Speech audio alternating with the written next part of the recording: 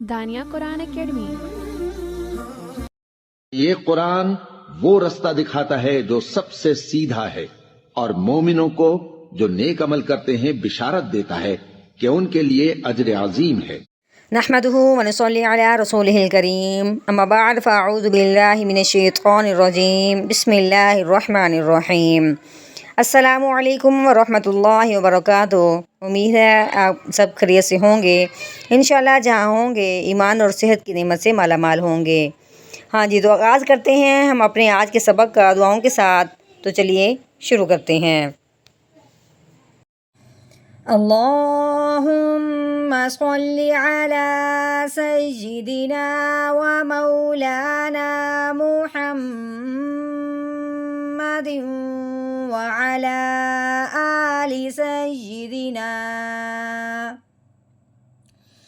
وعلى آل سيدنا ومولانا محمد وبارك وسلم۔ رب اشرح لي صدري ويسر لي أمري واحلل عقدة من لساني يفقه قولي۔ رب زدنا علما رب زدنا علما رب زدنا علما۔ اعوذ باللہ من الشیطان الرجیم بسم اللہ الرحمن الرحیم۔ یوم ينفخ في الصور فتأتون افواجا۔ ہاں جی، یا جو ہے یہ آیت کا پہلا حرف ہے، جس سے یہاں سے آیت شروع ہو رہی ہے، لیکن پہلے حرف کے اوپر ہی شد آ چکی ہے، تشدید آ چکی ہے۔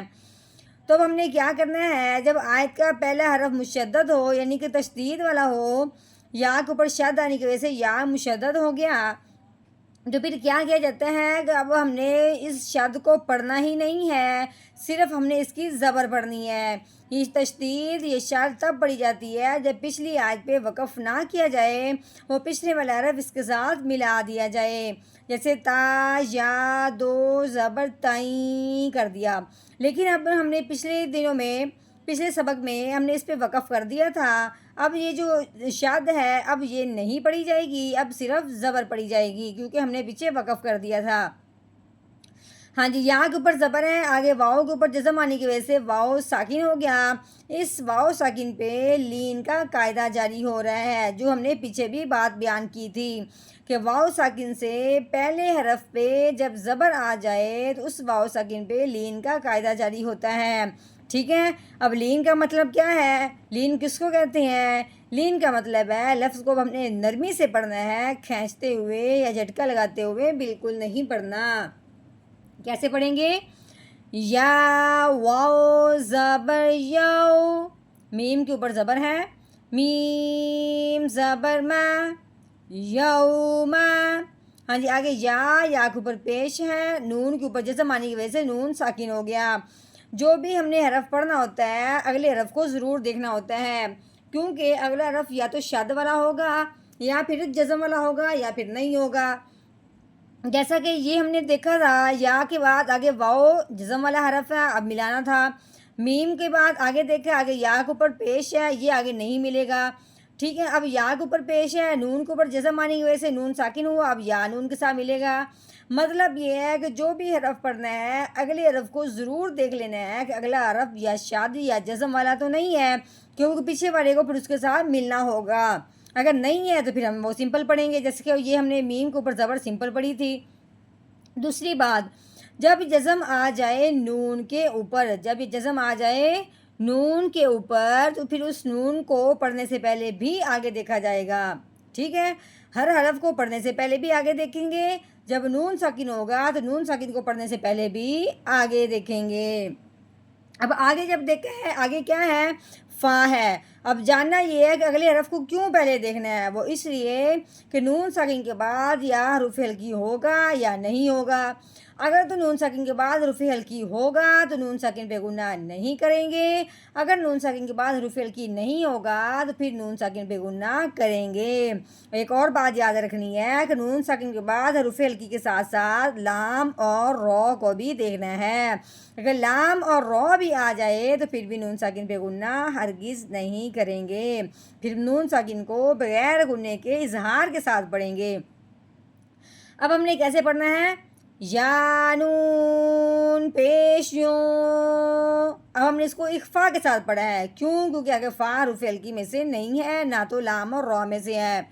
یا نون پیش یوں، فا زبر فا، یوں فا.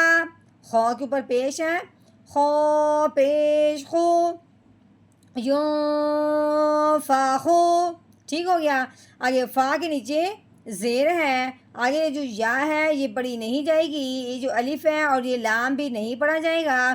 آگے یہ صاد کے اوپر پیش لگی ہوئی ہے وہ پڑھی جائے گی. ٹھیک ہے، صاد کے اوپر شد لگی ہوئی ہے. اب ہم نے فا کو صاد مشدد کے ساتھ ملائیں گے اور پڑھیں گے. ٹھیک ہے، فا صاد زیر فش. یا الف لام یہ بالکل نہیں پڑھے جائیں گے، صرف فا کو صاد کے ساتھ ملانا ہے اس کی شد کی وجہ سے. اب صاد کے اوپر پیش ہے، اگر واؤ کے اوپر جزم آنے کی وجہ سے واؤ ساکن ہو گیا. اب صاد کو اب ہم نے واؤ ساکن کے ساتھ ملانا ہے، لیکن ساتھ ساتھ ایک الف کے برابر لمبا بھی کرنا ہے. اور وہ کیوں؟ اس لیے کہ واؤ ساکن سے پہلے پیش آ چکی ہے. جب بھی واؤ ساکن سے پہلے حرف پہ پیش آ جائے تو اس واؤ ساکن کو ایک الف کے برابر لمبا کیا جاتا ہے، کیونکہ واؤ ساکن پہ مد کا قاعدہ جاری ہو رہا ہے. کیسے؟ صاد واؤ پیش قو، فسقو. را کے نیچے زیر ہے. اب را کو باریک پڑھیں گے، کیونکہ را کے اوپر زبر یا پیش ہو تو را موٹی پڑھی جاتی ہے. را کے نیچے اگر زیر آ جائے تو را کو باریک پڑھا جاتا ہے. اب اس کو کیسے پڑھیں گے، را زیر ری فسعوری.